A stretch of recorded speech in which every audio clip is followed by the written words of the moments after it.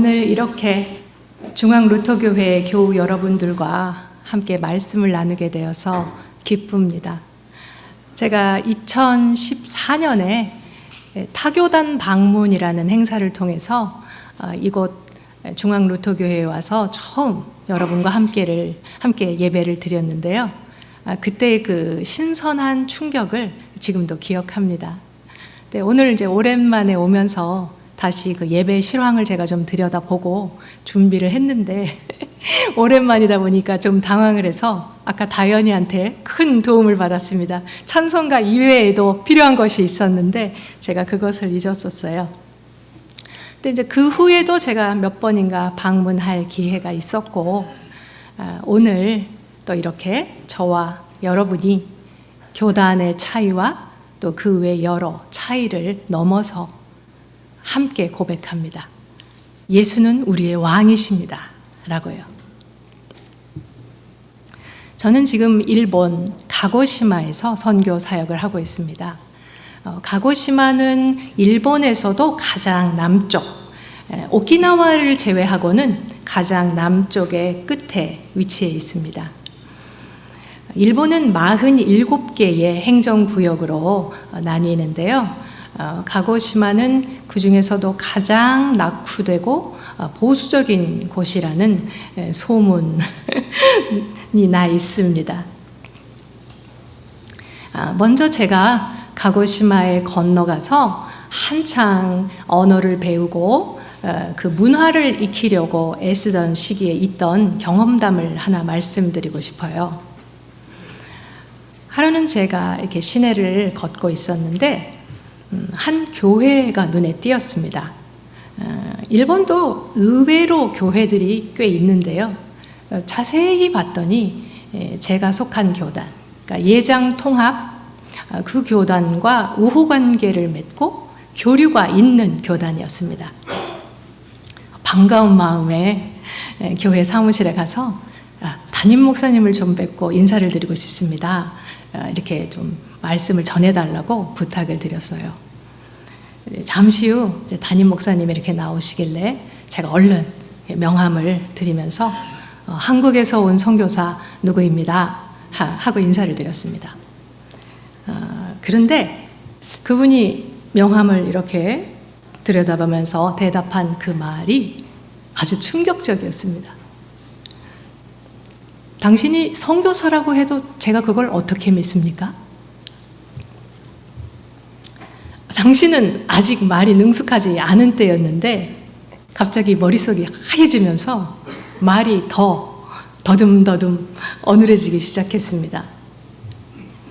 그분은 아주 그 간결한 제 명함을 보면서 이 명함이라고 하는 것은 자신이 뭐 하는 사람인지, 그러니까 직책이나 직이나 경력 같은 것을 자세히 쓰는 거고, 그러면 혹시 대기 알고 있는 그 사람들 중에 나에게 이렇게 추천이나 보증을 해줄 만한 내가 알고 있는 사람이 있겠느냐고 이렇게 물으시더라고요.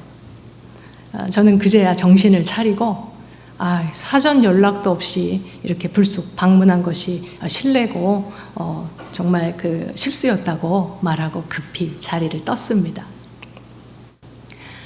저는 그때 수치스럽고 분하고 화가 나기도 했지만 무엇보다 거절당했다 하는 그 아픔이 제일 컸던 것 같아요.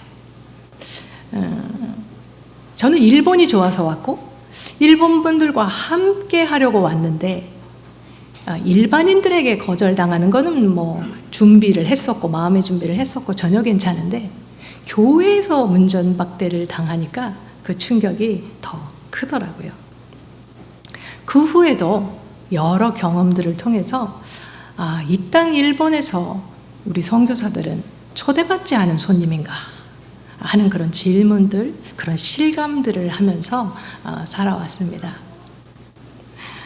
이 이야기를 잠깐 이제 기억해 두시고 오늘의 말씀 에스겔 34장은 예수께서 어떻게 백성에게 오셨는지 이미 수백 년 전에 에스겔을 통해 하신 그 하나님의 말씀을 우리에게 들려줍니다.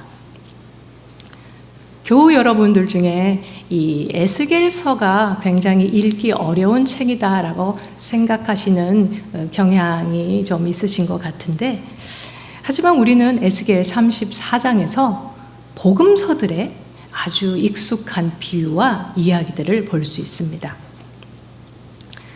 에스겔은 유다가 바람 앞에 등불처럼 멸망을 코앞에 둔 시점에 소명을 받습니다.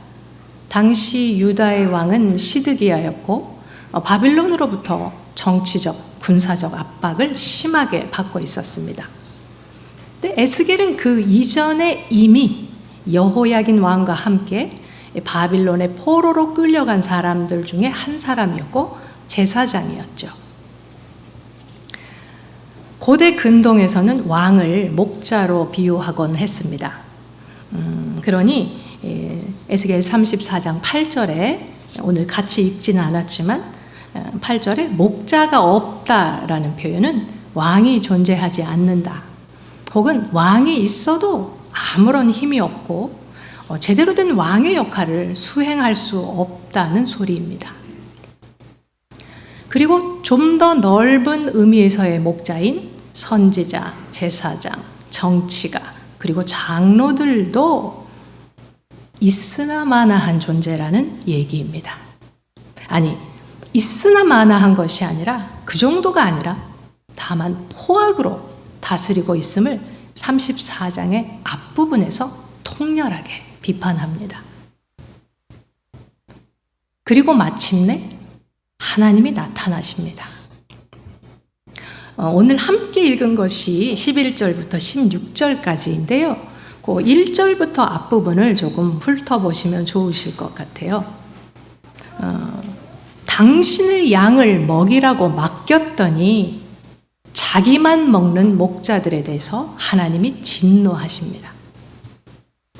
그리고 그들을 모두 물리치시고 대적하시고 당신께서 친히 양의 목자가 되어서 양떼를 돌보고 먹이시겠다고 말씀하십니다. 오늘 함께 읽은 그 11절 이하의 그 구절들을 한마디로 정의하면 무엇일까요?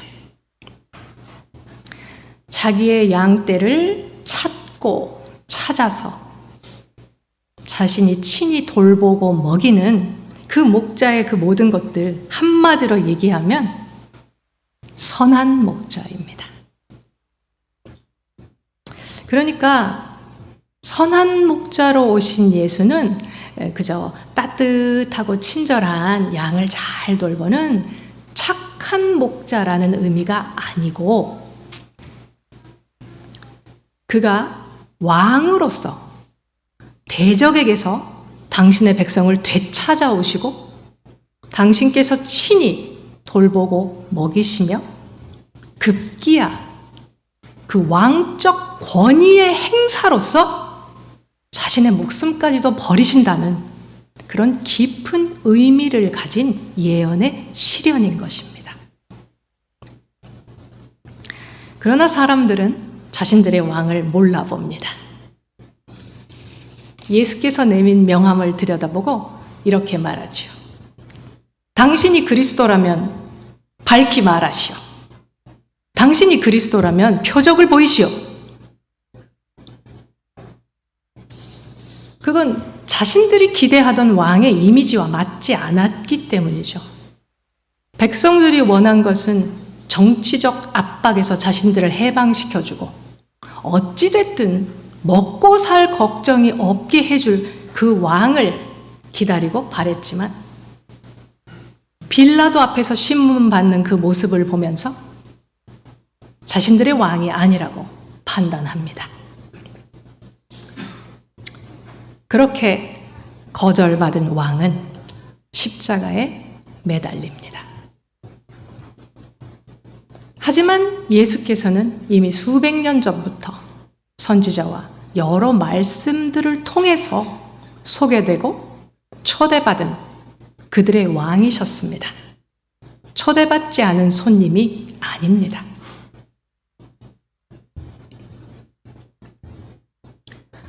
오늘을 사는 우리에게 에스겔이 들려주는 메시지는 종말과 심판에 관한 것입니다. 이 에스겔 34장의 말씀이 당시 나라를 잃고 왕이 없고 고통과 고난 가운데 있는 절망 속에 있던 이스라엘 백성에게 위로와 소망이 되었던 것처럼 오늘날의 우리에게도 마찬가지입니다. 지금 우리는 왕이신 그리스도 예수의 초림과 재림 그 사이를 살고 있습니다. 여전히 예수가 그리스도이심을 믿지 못하는 이 세상 가운데 살면서 다시 오실 그리스도 예수를 믿으며 전파하며 삽니다. 예수의 삶이 그랬던 것처럼 오늘날 우리 신자들의 삶도 세상 가운데 조롱당하고 무시받으며 거절당하는 그것이 현실입니다. 이것은 아마도 앞으로 점점 더 심해질 겁니다. 이렇게 물질 문명, 과학 문명이 발달하면 발달할수록 사람들은 죽은 자의 부활, 종말과 심판 같은 그런 개념을 재미없게, 가볍게, 그리고 우스갯거리로 생각합니다. 그런 것들이 드라마나 영화에서는 아주 잘 팔리는 소재로 사용되지만 진짜로 그것을 심각하게 진지하게 생각하는 사람은 적습니다. 또한 이 세상은 우리에게 화려한 명함을 내보이라고 요구할 겁니다. 당신들이 왕을 믿는 자이고 왕의 백성이라면 증거를 대보시오. 뭔가 보여주시오. 이렇게 부추길 겁니다. 그것은 무엇일까요? 예수 믿어서 얻는 형통과 성공, 그것만 강조하는 겁니다. 하지만 선한 목자로 오신 예수, 그리고 고난의 신비와 함께 가지 않는 성공과 형통은 위험합니다. 근데 이런 맥락에서 에스겔 34장을 보면 한 가지 더 눈에 띄는 것이 있습니다. 당신께서 친히 양을 돌보시겠다는 회복의 말씀, 오늘 읽은 11절부터 16절까지 회복의 말씀인데 그 끝부분에 뭔가 마음에 걸리는 말씀이 있습니다. 살진 자와 강한 자는 내가 없애고 정의대로 그것들을 먹이리라. 그리고 오늘 읽지는 않았지만 17절을 보면 나의 양떼 너희여 내가 양과 양 사이에 순양과 순염소 사이에 심판하노라. 그리고 20절에서는 나 곧 내가 살진 양과 파리한 양 사이에서 심판하리라고 되어 있습니다. 방금 읽은 부분들은 오늘 함께 읽은 마태복음 25장 31절 이하의 내용과 겹치기 때문에 무슨 이야기인지 다 이해하실 겁니다.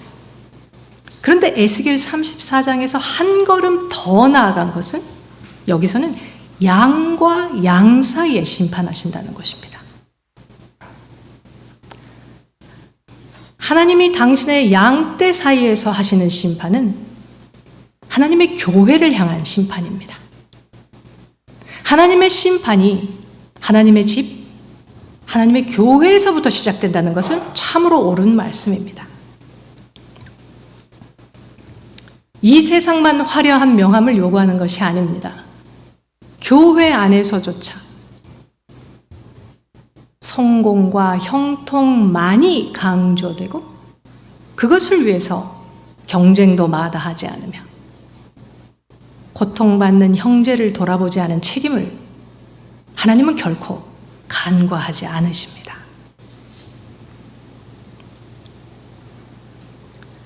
그 하나님이 오십니다. 다시 오십니다. 그때는 아무도 당신 초대받았어? 누구 소개로 왔어? 이렇게 말 못할 날이 될 겁니다. 그 속에는 인간의 역사가 시작된 이래로 계속되어 왔습니다. 단지 우리 인간이 듣지 않았을 뿐입니다. 사람들이 생각하기에 너무나 긴 재림과 종말의 지연은 정신 차리고 깨어서 왕을 맞을 준비를 하라는 왕의 마지막 자비입니다. 저희가 가고시마에 건너간 지 8년, 이상하게도 저희를 환영해주고 저희가 어려울 때 도와주고 친구가 되어준 사람들은 교회 밖의 사람들이었습니다. 지금 이 자리에 함께 앉아있는 우리 안테포로 합창단의 여러분들도 그런 분들입니다. 외국인이라서 또 한국인이라서 일본어가 어눌해서 선교사라서 거절당하기 일쑤였던 저희를 우리 안테포로 팀의 여러분들이 환대해 주시고 인정해 주셔서 그분들과 함께 먹고 마시고 노래하다가 여기까지 왔습니다. 오늘 오후에 있을 안테포로 공연에서 많은 교회 음악을 노래합니다. 마르틴 루터는 음악을 모르는 자는 목사가 되지 말라까지 하셨다는데, 저처럼 음악에 문외한인 사람은 뭘 그렇게까지 섭섭하게, 저는 그런 마음을 갖고 있었는데 이번에 큰 깨달음이 저에게 있었습니다. 오늘 부를 그 노래 중에 한 곡, 오페라 레퀴엠의 리베람의 나를 구원하소서라는 그 노래의 가사를 사실 제가 이번에 알게 됐어요. 그 번역 작업을 하면서. 그 가사를 보니까 종말의 때에 심판의 그날에 사무치게 두려워 떨고 있는 나를 영원한 죽음으로부터 구원해 주소서 하는 그런 내용이더라고요. 그래서 우리 안테포로의 여러분들에게는 그 한 곡의 노래가 긴 설교보다 나을 수도 있겠구나, 이런 생각을 했습니다. 그저께 금요일에도 인천의 한 교회에서 일본 선교를 위한 기도회와 연주회를 마치고 왔습니다. 하나님을 믿지도 않고 그리고 교회에 발을 디딘 것은 생애 처음인 저분들이 경배하라 인간으로 오신 주, 여호와는 나의 목자시니 내 주는 강한 성이요 할렐루야, 그런 곡들을 부르는 것을 제가 이렇게 보면서 새삼스럽게 생각했습니다. 종말의 때에, 왕이 다시 오시는 그때에 과연 그 왕의 심판과 구원이 어떤 모양으로 어떤 사람에게 임할 것인가, 두려움과 동시에 소망을 느꼈습니다. 오늘 저와 여러분은 교단도 다르고 각기 처한 상황도 다르지만 그 모든 것을 뛰어넘어서 기쁨으로 이렇게 함께 고백합니다. 왕이 오십니다. 곧 왕이 다시 오십니다. 반드시 다시 오실 왕 그리스도 예수의 평강이 여러분의 마음과 생각을 지키실 것입니다. 그러면 우리 오늘 말씀을 놓고 잠시 침묵으로 묵상하시겠습니다.